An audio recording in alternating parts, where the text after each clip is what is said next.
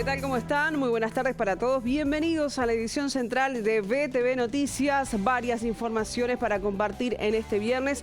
Ya comenzamos con una de las destacadas a esta hora, y es que la policía de Paysandú incautó 80 kilos de cocaína y detuvo a 5 personas tras 14 allanamientos en Montevideo, Canelones y Florida, en el marco de la Operación Tauro. En el procedimiento de la Dirección General de Represión al Tráfico Ilícito de Drogas se incautaron además armas de fuego, municiones, dinero, celulares, vehículos y documentos varios. Según fuentes policiales, se trata de un grupo criminal que se dedicaba al ingreso por vía terrestre de importantes cantidades de estupefacientes a nuestro país desde la República Argentina, y posteriormente abastecían a otros grupos criminales locales. Uno de sus cabecillas es propietario de un comercio mayorista y supermercado en Montevideo. El caso está a cargo del fiscal especializado en estupefacientes, Rodrigo Morosoli. Cabe agregar que en las últimas horas la policía había incautado casi 50 kilos de cocaína en Paysandú, que venía en una barcaza en el marco de la Operación Amanecer. Pero además tenemos otros títulos relevantes de este viernes.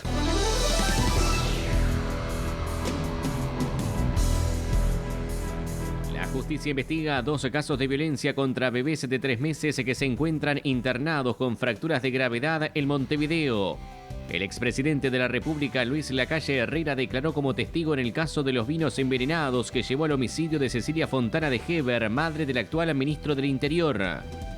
Hoy, en nuestra columna de Educación Financiera, analizamos cómo puede afectar el lavado a la sociedad en general. En el caso de la bebé de 3 meses, ingresó al hospital con una fractura grave y secuelas de quemadura. La menor fue retirada del centro asistencial por su madre sin recibir el alta médica. El equipo médico del Hospital Pereira Rosell no descarta que se trate de lesiones por maltrato. El pasado miércoles, una bebé de 3 meses fue ingresada en emergencias del Centro Hospitalario Pereira Rosell, presentando una fractura grave en su brazo. A su vez, presentaba secuelas de una quemadura. Tras realizar los estudios correspondientes y aún sin un diagnóstico definitivo, la madre de la menor solicitó llevarse a la bebé nuevamente a domicilio, alegando problemas familiares. Como surge, luego reevaluando la placa y la situación de la niña, surge la posibilidad o el riesgo o la sospecha de que haya existido un maltrato infantil, se activa, digamos, el protocolo de violencia doméstica o de posibilidad de maltrato infantil, que eso implica una comunicación, entre otras cosas, con el Ministerio del Interior, y la niña fue vuelta a traer al hospital. El equipo profesional del Pereira Rosell se encuentra realizando valoraciones médicas y eventualmente se podría derivar en evaluaciones de tipo social ante la sospecha de violencia. Podría ser unas lesiones, tanto la del brazo como en la piel, lesiones por maltrato. La niña se encuentra bien y permanece internada junto a su madre y una cuidadora que permanece 24 horas con ella como medida de prevención. Acá hay un alto índice siempre de sospecha en el personal de la emergencia, porque es algo que lamentablemente manejamos con cierta frecuencia, que es hay tipo de lesiones cutáneas que son llamativas y lo mismo cierto tipo de fracturas óseas que son distintas de las fracturas que ocurren espontáneamente o con un chiquilín jugando.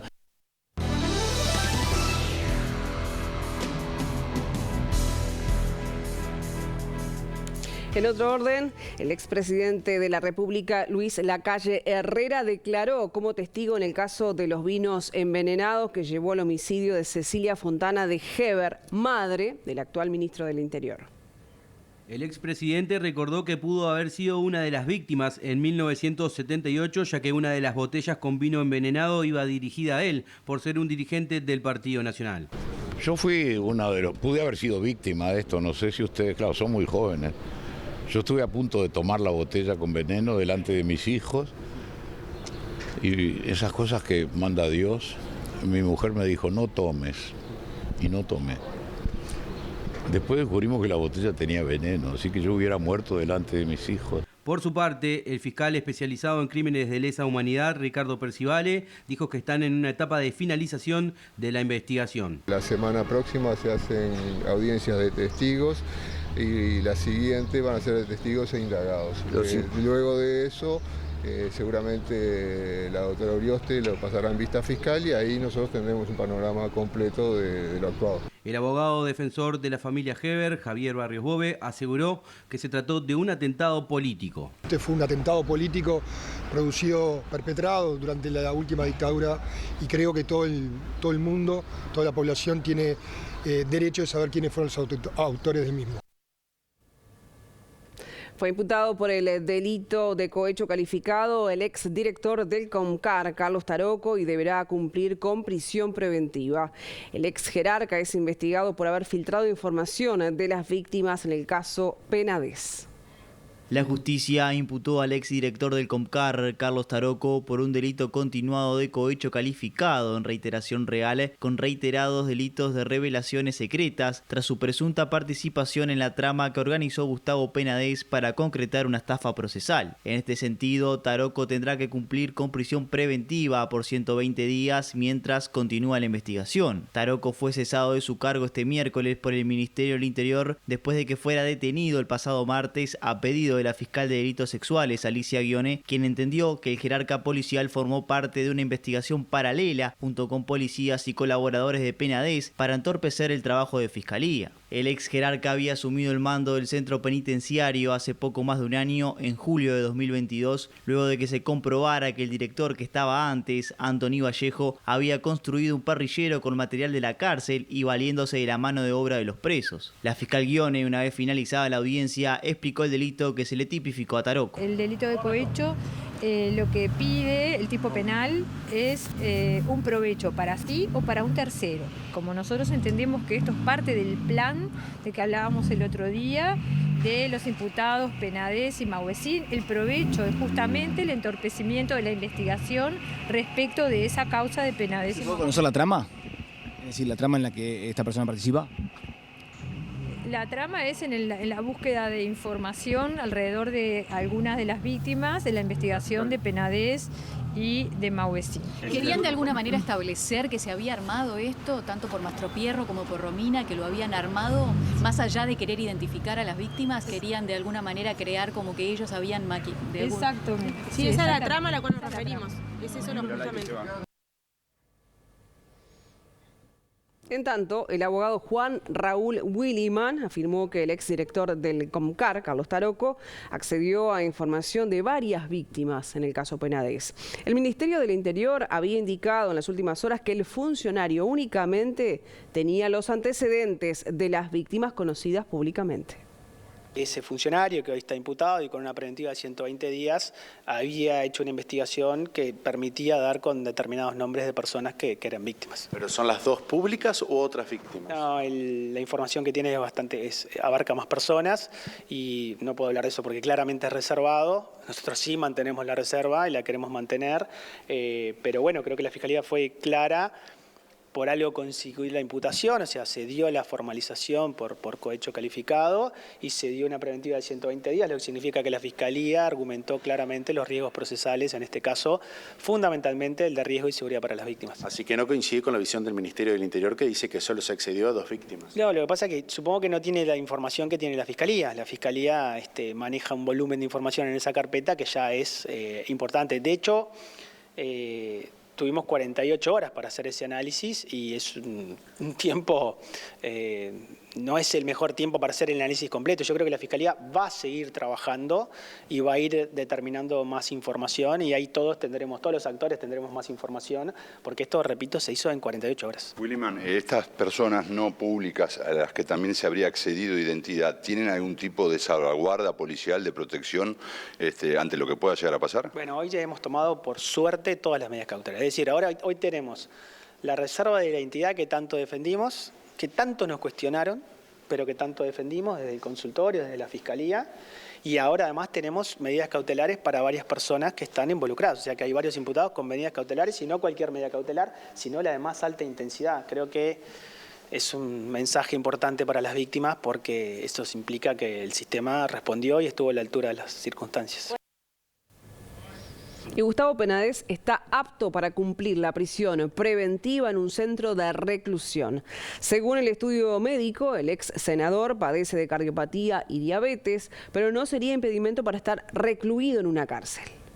El ex senador del Partido Nacional, Gustavo Penades, fue sometido este jueves a una pericia forense para determinar si está en condiciones de cumplir la prisión preventiva dispuesta por la justicia, tras ser imputado por 22 delitos, la mayoría de índole sexual contra menores de edad. Penades fue trasladado ayer por la mañana desde la cárcel de Florida, donde se encuentra recluido desde la noche del martes, hasta las dependencias del Instituto Técnico Forense del Poder Judicial en Montevideo. En primera instancia, Penades fue sometido a un interrogatorio médico en una entrevista con los profesionales y luego se le realizó un examen físico con la historia clínica a la vista. Según supo BTV Noticias, el informe, que ya está en manos de la fiscal Alicia Guione y la jueza Marcela Vargas, concluye que efectivamente Penades padece de una afección cardíaca y presenta diabetes, pero puede continuar los tratamientos médicos desde la cárcel en cumplimiento de la prisión preventiva que dispuso la justicia. De igual manera, la última palabra la tiene Vargas, quien decidirá si el ex senador seguirá en una cárcel o pasará a prisión domiciliaria. En la audiencia de formalización, el propio Penades fue quien manifestó que padecía estas enfermedades y que por eso no podía cumplir la prisión preventiva en un centro carcelario. Por otro lado, también se conoció que los abogados Javier Vega y Francisco Quesada renunciaron a la defensa de Penades. Según supo BTV Noticias, la decisión fue tomada por ambas partes. Cambiamos ahora de tema. El avión Hércules partirá mañana desde Madrid a Tel Aviv para repatriar a los uruguayos que se encuentran en Israel. Según informó el ministro de Defensa Nacional, Javier García, el primer traslado contará con más de 90 personas. Va a partir a las 2 de la mañana hora uruguaya, es decir que a las 7 de la mañana hora de Madrid, rumbo a Tel Aviv. Así que si todo marcha bien, porque todos sabemos que estamos en una situación muy particular, que todo puede tener algún tipo de cambio, pero está todo ya encaminado para el sábado hacer el operativo y el primer grupo de uruguayos que están allí puedan ser llevados hacia Madrid. Y ya tenemos previsto el lunes también, menos de 48 horas después, una segunda eventual vuelo del Hércules desde Madrid a Tel Aviv. Ahora está próximo a 90, este primer traslado entre Madrid y Tel Aviv, pero me consta ya que Cancillería está manejando un número mayor, así que no descartemos que haya un segundo viaje, tránsito del Hércules para hacer el puente aéreo Madrid-Tel Aviv.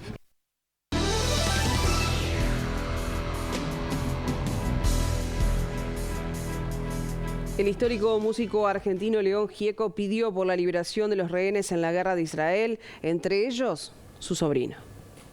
Tras los ataques perpetrados en Israel por el grupo terrorista Hamás, Gieco grabó un mensaje en sus redes sociales para pronunciarse en contra de la guerra y pedir la liberación de los rehenes en la zona, especialmente por su sobrino Ron Sherman. Soy León Gieco, como músico comprometido desde siempre con la paz y hoy abrumado por la situación extrema en Medio Oriente, por la ceguera y dureza de los políticos y estos actos de terror, donde las víctimas siempre son los pueblos, tanto palestinos como israelíes, siempre los pueblos. Pido por una salida pacífica de este conflicto milenario y cruel. Pido por el regreso de todos los rehenes a sus lugares. Y en mi caso particular, pido por la vuelta de mi sobrino Ron Sherman, por el amor que nos une como familia y por el amor universal. La Federación de Trabajadores de ANCAP, FANCAP, aclaró que el gremio no ha rechazado ninguna propuesta de la empresa estatal. FANCAP espera que la petrolera los convoque para firmar un acuerdo. La única razón por la que no ha comenzado el paro de unidades de la manera habitual ha sido única resorte de definición de parte de ANCAP. Nosotros en el ámbito de negociación hemos trabajado la propuesta que nos ha hecho llegar ANCAP y entendemos que es normal y es habitual en los ámbitos de negociación que las partes hacen sus propuestas para que sean incluidas En ningún caso nuestra federación ha rechazado la propuesta de la administración, eso no es cierto.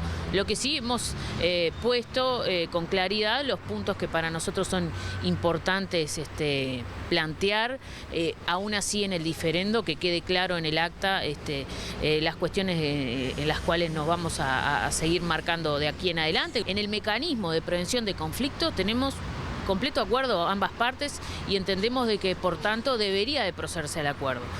Donde sí hay algún tipo de discrepancia es, por ejemplo, en lo que tiene que ver con el reintegro de los operadores de refinería al régimen de turnos integrales. Esa definición la administración la planteó como consecuencia de la medida de corte de horas extras. La medida de corte de horas extras se levantó el 26 de septiembre. Nosotros entendemos que a la brevedad se debe retornar a esas trabajadoras y trabajadores al régimen de turno.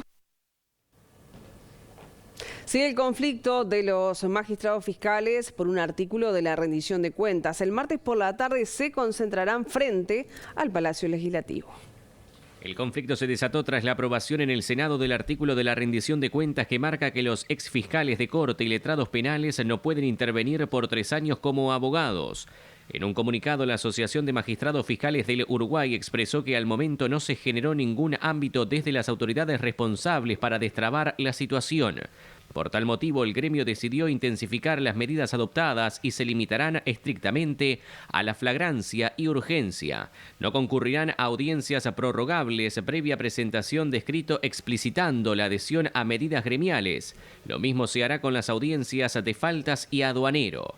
Además, se limitarán las comunicaciones y reuniones con la policía solamente a lo urgente.